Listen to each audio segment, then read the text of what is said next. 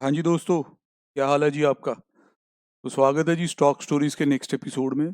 आज बेटा हम बात करेंगे कि किसी कंपनी के प्रॉफिट लॉस स्टेटमेंट को पी एंड एल को कैसे रीड करते हैं। देखिए जी, इसको रीड करने के लिए आपके पास काफ़ी सोर्सेज हैं। जिस तरह मैं अभी जा रहा हूँ मनी कंट्रोल की वेबसाइट पे, कि ये मनी कंट्रोल की वेबसाइट या ऐप आप यूज़ कर सकते हैं, बड़ी यूज़फुल है। तो इसमें हम लोग अच्छे से रीड करना सीखेंगे, पी एंड एल कैसे रीड करते हैं। ठीक है जी, ताकि एक लेमैन जो जुड़ा है चैनल के साथ उसे भी समझ आ सके। हाँ, जो सीए स्टूडेंट्स हैं या सीएज हैं उनके लिए तो सर ये वीडियो इतना कोई इंपॉर्टेंस नहीं रखता कि उन्हें ये चीज़ें पता है। पर हमने एक आम आदमी के अकॉर्डिंग चलना है, जिस तरह की शुरू से ही हम कह रहे हैं। जिस तरह मैं सेलेक्ट कर रहा हूँ कि मारुति सुजुकी, तो मारुति सुजुकी का डाटा मेरे सामने आ जाता है। कुछ हमारे चैनल के साथ जुड़े लोग हैं जो इसके रिजल्ट आने वाले हैं आगे, उसके बारे में पूछ रहे हैं। तो हमने इसीलिए इसको पिक किया है कि इसी की बात हो जाए जिसमें इंटरेस्ट है लोगों का। तो मारुति सुजुकी आप देख रहे हैं कि बीएससी पे आज 274 रुपीज़ बढ़ा है। 6% के आसपास की बढ़त है, देख रहे हैं आप। क्योंकि जिस तरह ये लॉकडाउन में ढील दी जा रही है, आप देख रहे हैं कि बड़ी ऑटो सेक्टर के लिए न्यूज़ आ रही है। जिस तरह हीरो होंडा की खबर आई, हीरो मोटोकॉर्प की, 10,000 के करीब उन्होंने अपने बाइक्स वगैरह सेल किए। नहीं, अब गाड़ियों का और ऑटो सेक्टर का थोड़ा सीन बन रहा है कि भाई दोबारा से यहाँ सेल्स वगैरह होंगी। तो इसको हमने पिक किया, आज काफ़ी चला भी है ये। तो इस तरीके से आप देख रहे हैं कि ये शेयर खुल गया हमारे पास। अब यहाँ हमें काफ़ी हेडिंग्स दी हुई हैं, code, chart, technical, valuation, financials. Financials पे हमने क्लिक किया। फाइनेंशियल्स में हम गए प्रॉफिट लॉस स्टेटमेंट पे। तो ये प्रॉफिट लॉस स्टेटमेंट हमारे पास आ गई, फ़ायदा नुकसान जो इस कंपनी ने किया। हाँ जी सर, अब आपको मैं पहले ही क्लियर कर दूं कि इसको अगर आपको बहुत डिटेल में पढ़ना है प्रॉफिट लॉस को, तो उसके लिए सोर्स क्या है, एनुअल रिपोर्ट। एनुअल रिपोर्ट के अंदर हमने देखा था कि दे रखा था। यहाँ हम थोड़ा सा अगर कंसाइज व्यू लेना चाहते हैं, बेसिक व्यू लेना चाहते हैं, उसके लिए तो यहाँ आप देख रहे हैं कि रिजल्ट हमारे पास न्यू फॉर्मेट में भी अवेलेबल है, ओल्ड में भी अवेलेबल है। ओल्ड जो क्ले मैन है उसके लिए समझना ज़्यादा ईजी है, तो हमने यहाँ ओल्ड पे क्लिक कर दिया। अब ये रिजल्ट हमारा ओल्ड फॉर्मेट में चला जाएगा। हाँ जी, ये देखिए जी, बस जैसे ही ओल्ड फॉर्मेट में आ जाता है। अब इसके बाद क्या है, मेरे पास यहाँ स्टैंड लोन है और कंसोलिडेटेड है। स्टैंड लोन मतलब खाली Maruti Suzuki India limited. Consolidated का मतलब क्या होगा कि अगर मारुति सुजुकी इंडिया लिमिटेड की कोई सब्सिडरीज हैं, कोई उसके एसोसिएट्स हैं, जॉइंट वेंचर्स हैं, वहां से भी जो हिस्सेदारी है वो इसमें आ जाएगी। इसी तरीके से जितनी भी ये बड़ी कंपनियां, इनके अब आप जब पी एंड एल देखेंगे तो उसमें आप ये पाएंगे कि भाई ये दोनों ऑप्शन दे रखी होती हैं, स्टैंड लोन भी और कंसोलिडेटेड भी। देखो, कंसोलिडेटेड तो आपको जरूर ही पढ़ना चाहिए, बाकी आपकी मर्जी है कि अगर आप स्टैंड लोन ही पढ़ें। मैं नहीं रिकमेंड करूंगा, मेरे अकॉर्डिंग तो दोनों देखने चाहिए हमें। तो हम क्या करते हैं कि पहले यहाँ स्टैंड लोन टिक हुआ हुआ है मेरे पास, तो मैं स्टैंड लोन में ही चल रहा हूँ, सिर्फ मारुति अकेली अगर देखें। तो डाटा अगर आप देखें, मार्च 19, मार्च 18, मार्च 17, 16, और एट ए टाइम आपको यहाँ 5 साल तो विजिबल है। अब मैं बता दूं कि ये 5 साल से मेरा मतलब क्या है। कि जब मार्च 19 की बात हो रही है तो वो डाटा ऐसे है, 1/4/2018 से लेके 31 मार्च 19 तक। हम ईयरली डाटा की ही बात कर रहे हैं। देख सकते हैं आप अच्छे से यहाँ पे, यहाँ हमारे पास डाटा दिया हुआ है, ये मार्च 19 का मतलब ये है। अब मैंने पी एंड एल टिक किया, आप quarterly result, half yearly, 9 months, ये वो भी टिक कर सकते हैं। तो भाई इसमें 12-12 महीने यहाँ पे आप क्लियरली देख सकते हैं। तो पहली चीज यहाँ दी हुई है सेल टर्नओवर। जिस तरह यहाँ ऊपर फिगर्स जड़ी हैं वो करोड़ में है, तो मारुति एक बड़ा ही, फिर कह लो जी, हाउस होल्ड टाइप ब्रांड है।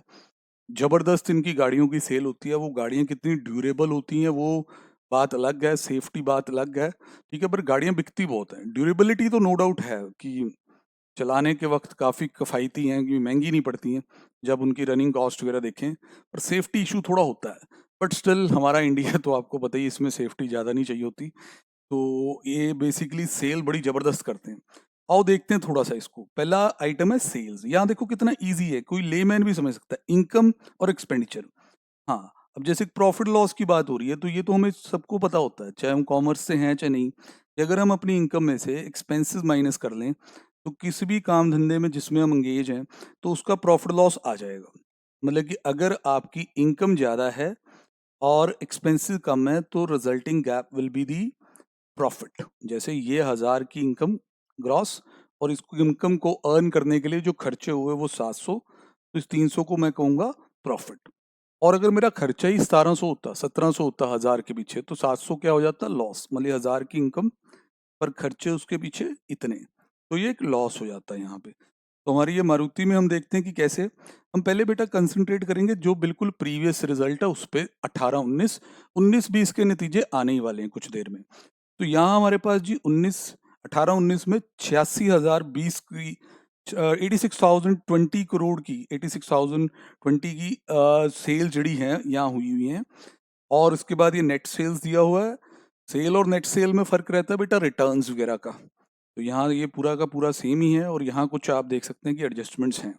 देन अदर इनकम दी हुई है। अब देखो जो सेल टर्नओवर है, मारुति जैसा ब्रांड है तो सेल टर्नओवर में क्या इंक्लूडेड होगा सर? गाड़ियों की सेल, जो ये प्रोडक्ट बनाते हैं मेनली उसकी सेल। पर इसके अलावा अदर इनकम में अब क्या हो सकता है सर? देखिए, एक इंडिविजुअल अपने आप को सोचो, जैसे मान लो आप जॉब करते हो, आप सैलरी कमाते हो, तो मेन इनकम तो आपकी सैलरी हुई, ठीक है। आप अपना 9 to 5 जॉब कर रहे हो और उसमें आपको 20-25 लाख का मान लो पैकेज मिला होगा, तो वो तो आपकी मेन इनकम हुई। इसके अलावा अदर इनकम्स आपकी भी होती हैं, तो कंपनी की क्यों नहीं होंगी? कैसे सर अदर इनकम्स? सर आप पैसे को बैंक में रखते हो, उस पर ब्याज आ जाता है, इंटरेस्ट इनकम हो जाती है। आपके पास कई बार जगह थोड़ी एक्स्ट्रा होती है, आप किराए पे दे देते हो, उससे रेंट आ जाता है। फिर आप थोड़ा बहुत शेयर्स में ट्रेडिंग करते हो, उसमें कुछ प्रॉफिट हो जाता है। समझे कि नहीं? इस तरह कोई भी अगर इंडिविजुअल की भी बात करें तो एक तो मेन चीज कर रहा होता है जिससे उसकी मेन इनकम आती है, major part of the income आता है। इसके अलावा सेकेंडरी सोर्स ऑफ इनकम भी होते हैं। तो कंपनियों में भी यही है कि जो आपका प्रोडक्ट है उससे ये सेल टर्नओवर आया, फिर उसके बाद ये अदर इनकम में आपकी interest income, rental income, discounts जो सप्लायर से मिले, काफी चीजें हो सकती हैं।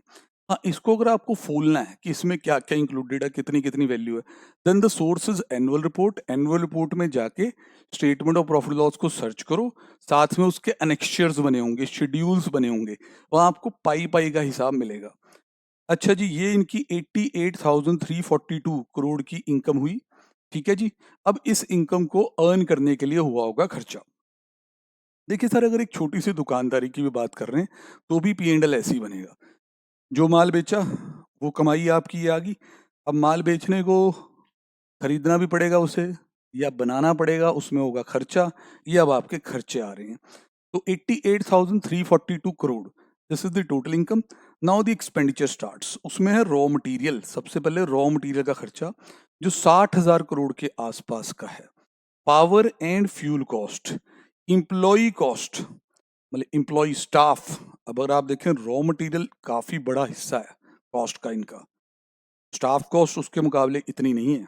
देन अदर मैन्युफैक्चरिंग एक्सपेंस में कोई खर्चा नहीं डाला गया। Then there is miscellaneous expenses. जिस तरह आप कोर एक्सपेंस क्या है, मेन एक्सपेंस क्या है यहाँ पे? सर मेन एक्सपेंस तो आपका रॉ मटेरियल और इम्प्लॉय, समझ रहे हैं कि नहीं? मतलब कि किसी भी प्रोडक्ट को, जिस तरह गाड़ी बनानी है तो उसके लिए चाहिए मटेरियल, गाड़ी के पुर्जे, spare, engine, batteries, tyres, mirrors, वो सब कुछ। और उसको बनाएगा कौन? वर्कर। समझ रहे हैं कि नहीं? तो वो तो आपको दिख रहा है। इसके अलावा मिससीनियस एक्सपेंसेस भी, मतलब और भी कई तरह के खर्चे हो जाते हैं। कई जगह का किराया पे करना पड़ता है, कई चीजें हायर पे लानी पड़ती हैं, बहुत खर्चे हो जाते हैं, पावर फ्यूल ये सब दिया हुआ। तो this is the total expense. अब 74,810 के आसपास के टोटल एक्सपेंस हो गए हैं। अब अगर मैं टोटल इनकम और टोटल एक्सपेंस को माइनस कर लेता हूँ तो ये मेरा ऑपरेटिंग प्रॉफिट आ जाता है 10,999 करोड़। तकरीबन तकरीबन 11,000 करोड़ हम कह सकते हैं कि ऑपरेटिंग प्रॉफिट मारुति ने 18-19 के फाइनेंशियल ईयर में कमा लिया था। अब यहां लिख के आ गया PBDIT, profit before डेप्शन interest and tax. मतलब कि इसको मैंने अपने टेलीग्राम चैनल में भी डाला था कि, और यही कह के डाला था कि आगे वर्ड आने वाला एबिटा मार्जिन। तो ये प्रॉफिट आपका डिप्रिसिएशन, इंटरेस्ट और टैक्स से पहले है। लाओ जी थोड़ा इस पे रोशनी डालें कि क्या है। अब अभी हमने देखा कि हमने इनकम में से एक्सपेंसेस माइनस की हैं, पर उसको बोला गया profit before डेप्शन interest and tax. तो पहले इसमें वर्ड है डेप्रिसिएशन, ये समझते हैं। अब डेप्रिसिएशन क्या होता है? सर देखो, कई बार ना हम बिजनेस के लिए कुछ कैपिटल एसेट्स खरीदते हैं। कैपिटल एसेट्स, कैपिटल एसेट का मतलब होता है कि कुछ ऐसा जो आप अपने बिजनेस में 1 साल से ज्यादा के लिए यूज करेंगे। एक साधारण एग्जांपल लेते हैं। जिस तरह मान लो जी आप एक दुकानदार हैं, कि आपने अपनी दुकान पे बिलिंग करने के लिए कंप्यूटर लगवा लिया, कंप्यूटर खरीद लिया। फिर आपके जो ग्राहक हैं उनको गर्मी बड़ी लग रही है, जब आपकी दुकान पे आते हैं तो आपने वहाँ एसी लगवा दिए, तीन एसी लगवा दिए मान लो।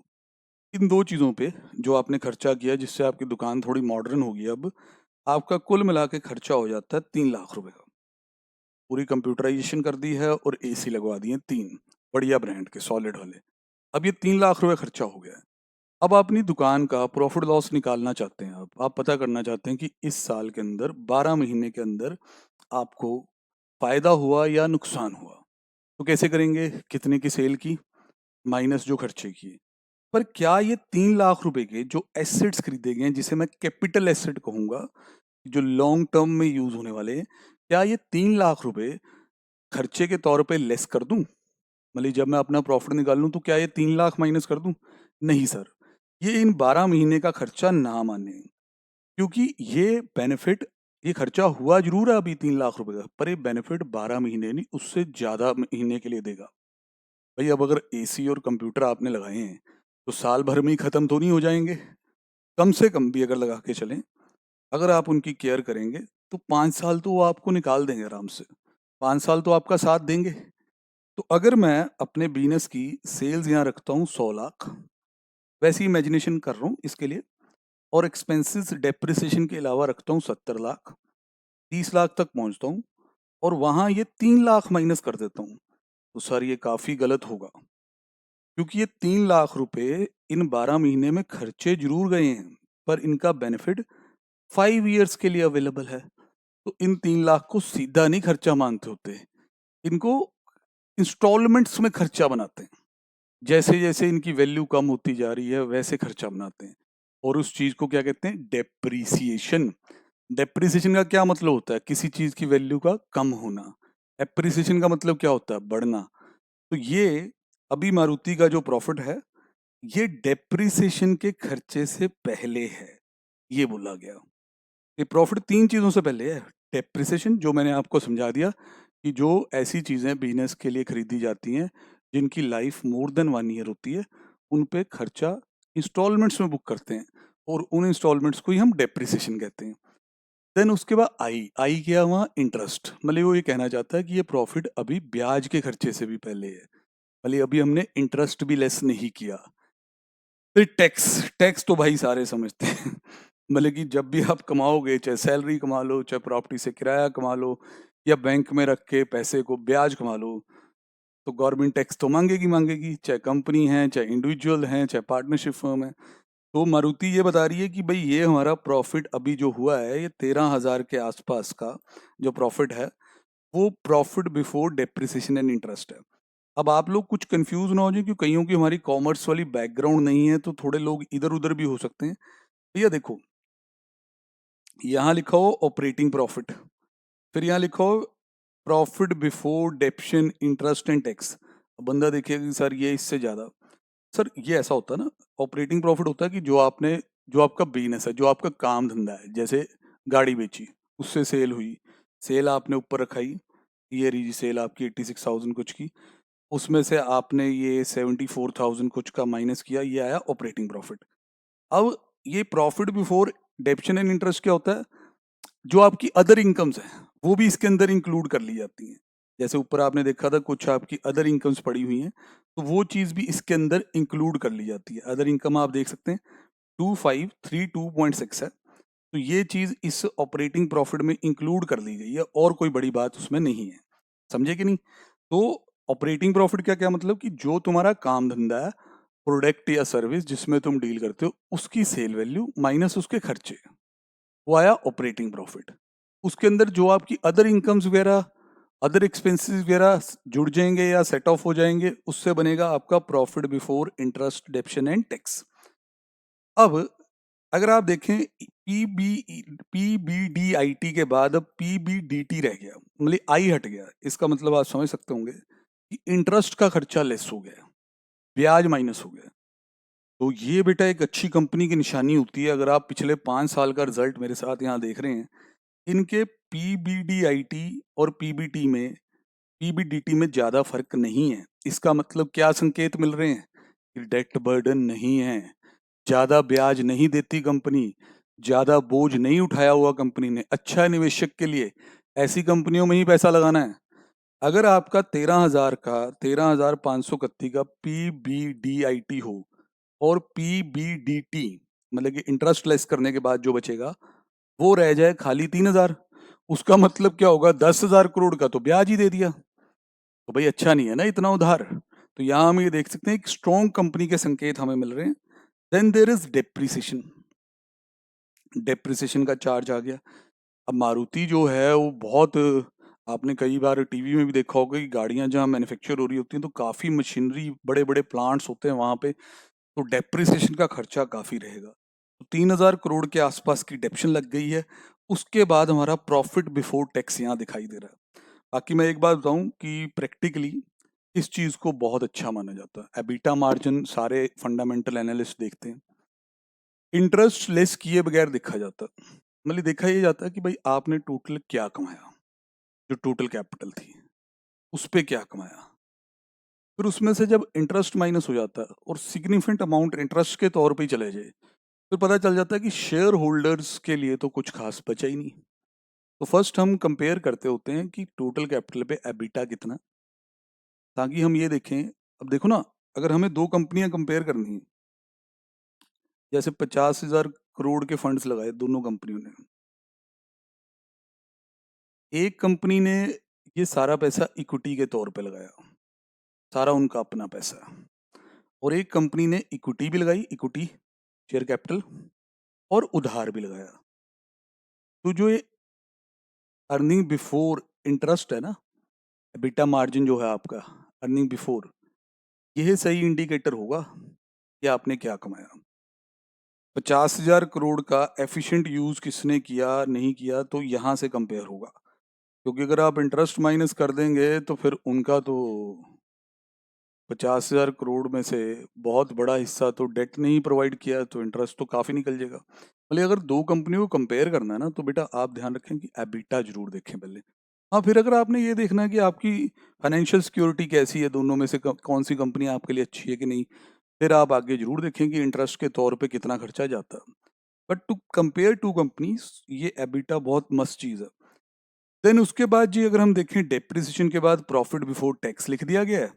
फिर हमें बताया गया है कि ये PBT post extra ordinary item, मतलब एक्स्ट्रा ऑर्डिनरी या एक्सेप्शनल आइटम, जिस तरह अब कोविड-19 है तो इसका तो मार्च वाला जो महीना है उस पर बहुत कंपनियों पर असर है। तो लेटेस्ट रिजल्ट अगर आप देखो तो एक्सेप्शनल आइटम के कारण काफी वहाँ नुकसान दिखाए गए हैं। ये तो खैर पिछला साल है। देन इसमें अगर देखें तो पिछले कुछ सालों में इनके पास कुछ ऐसा है नहीं है। Then there is a tax का खर्चा, टैक्स का खर्चा आ गया। अब प्रॉफिट बिफोर टैक्स की भी अपनी एक सिग्निफिकेंस है। खास तौर पे अगर दो कंपनियां जो कंपेयर हो रही हो, एक एससीजेड में काम कर रही हो और एक नॉर्मल टैक्सेबल टेरिटरी में, कि जो हमारे स्पेशल इकोनॉमिक जोन होते हैं वहाँ कंपनियों को किसी ना किसी तरह की टैक्स में छूट दे दी जाती है। तो पीबीटी लेवल पे सही कंपैरिजन होगा, आफ्टर टैक्स कंपैरिजन इतना सही नहीं रहेगा कि बिफोर टैक्स कितना कमाया, समझे कि नहीं। देन ये रिपोर्टेड नेट प्रॉफिट आपके सामने रखा गया है, ठीक है जी। देन उसमें वैल्यू एडिशन, इक्विटी डिविडेंड, ये वैल्यू एडिशन वगैरह की बात हम बाद में करेंगे। देन डिविडेंड के ऊपर भी हमारे यहाँ एक टैक्स लगता है, कॉर्पोरेट डिविडेंड टैक्स, वो दिखाया गया है। उसके बाद हमें यह बताया गया कि शेयर्स कितने इशू कर रखे हैं कंपनी ने, अर्निंग पर शेयर कितनी है, मतलब profit of the company divide by number of the share करके हमें बताया गया कि अर्निंग पर शेयर कितनी है। अब यहाँ अर्निंग पर शेयर में दोस्त कंफ्यूज ना हो ना, करोड़ नहीं हो सकती। एक शेयर पे 248 करोड़ रुपए नहीं कमाए हैं, 248 रुपए ही कमाए हैं, ठीक है, 248 rupees, still it is very good पर शेयर अर्निंग्स। डिविडेंड कितना दिया और बुक वैल्यू क्या है, ये भी रुपए में करोड़ में नहीं है। अब इसका मैं मतलब समझा देता हूँ, बुक वैल्यू का मतलब क्या होता है, क्योंकि आपको ये मिलेगा बहुत जगह।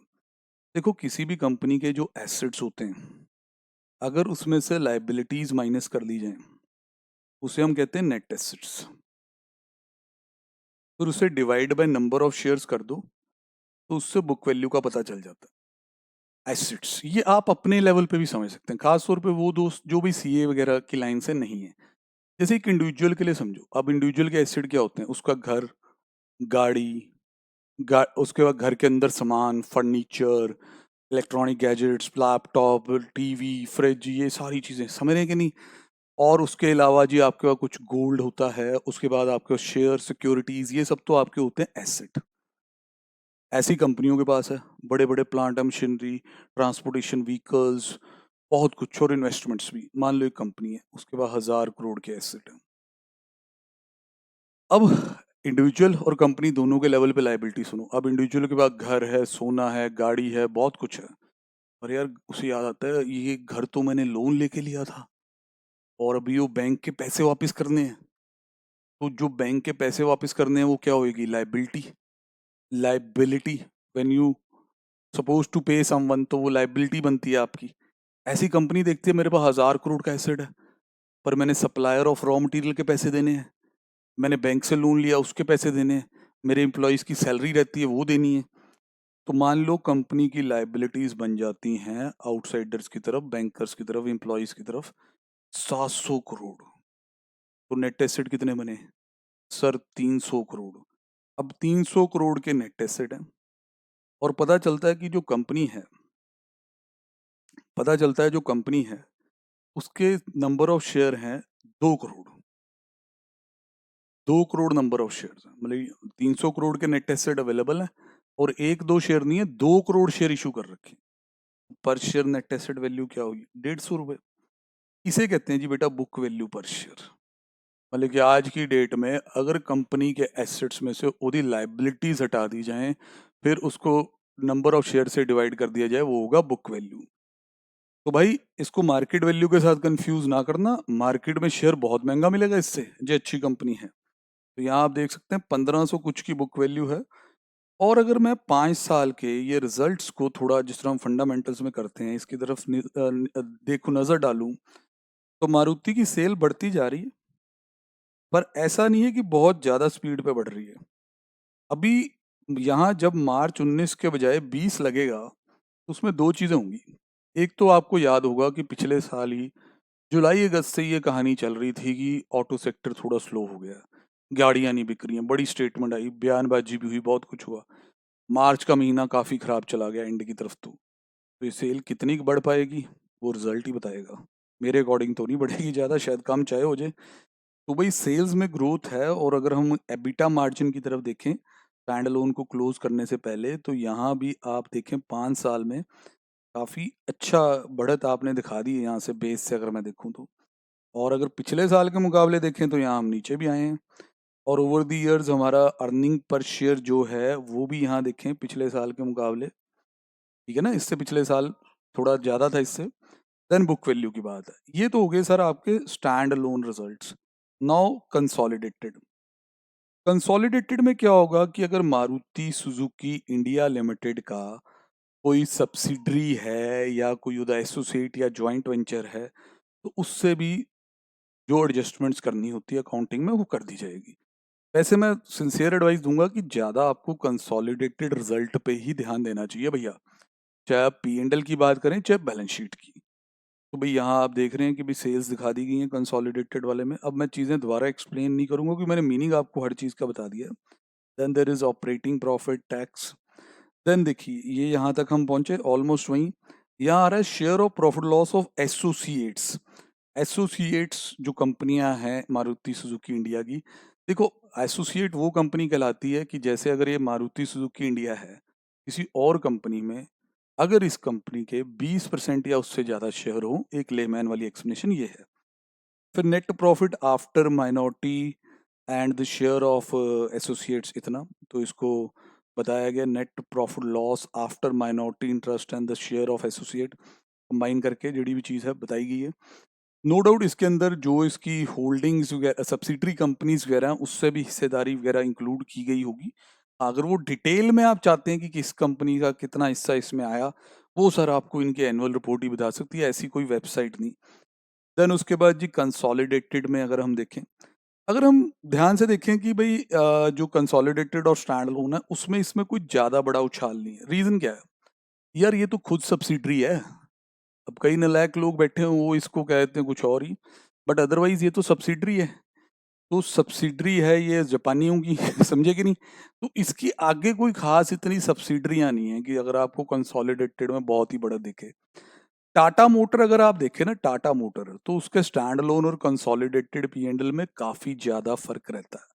तो ये बेटा जी आज की वीडियो का एक टारगेट था कि आपको एक रास्ता दिखाना कि जी पी एंड एल को कैसे पढ़ना है, ताकि आपको पता हो जी कि कंपनियों के पी एंड एल से हमें क्या क्या नॉलेज मिल सकती है। ठीक है बेटा जी, मिलेंगे कल अगली वीडियो में। ओके जी।